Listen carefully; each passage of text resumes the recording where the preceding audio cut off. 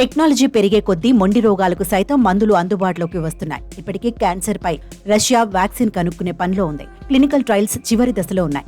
అన్ని అనుకున్నట్లు జరిగితే వచ్చే ఏడాది ఇది అందుబాటులోకి వచ్చే ఛాన్స్ ఉంది. ఎబోలా వైరస్ కట్టడికి సైతం ఔషధాలను కనిపెట్టారు. అయితే హెచ్ఐవికి మాత్రం ఎలాంటి మందులు లేవు. నియంత్రణ తప్పితే నయం లేని ఈ మహమ్మారికి డచ్ శాస్త్రవేత్తలు విరుగుడు కనిపెట్టారు. CRISPR అనే టెక్నాలజీతో హెచ్ఐవికి చికిత్స చేసే మార్గాన్ని కనుగొన్నారు.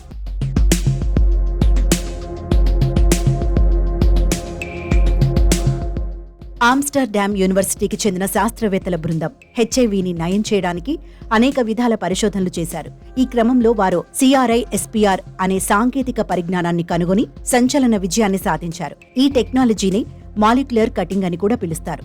హెచ్ఐవి వైరస్ సోకిన కణాల DNAను ఈ టెక్నాలజీ ద్వారా తొలగిస్తారు.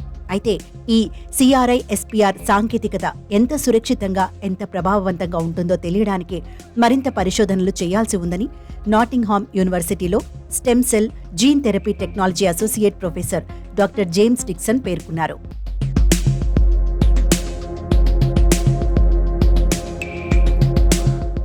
క్రిస్పర్ ఆధారిత చికిత్సలో చాలా సవాళ్లు ఉన్నాయని డాక్టర్ జోనాథన్ స్టోయ్ తెలిపారు.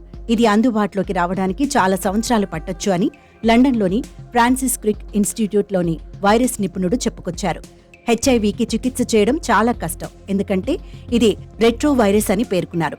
ఇది వ్యక్తిగత నిరోధక శక్తిని బలహీనపరిచే ఒక తీవ్రమైన అంటువ్యాధి అని చెప్పారు.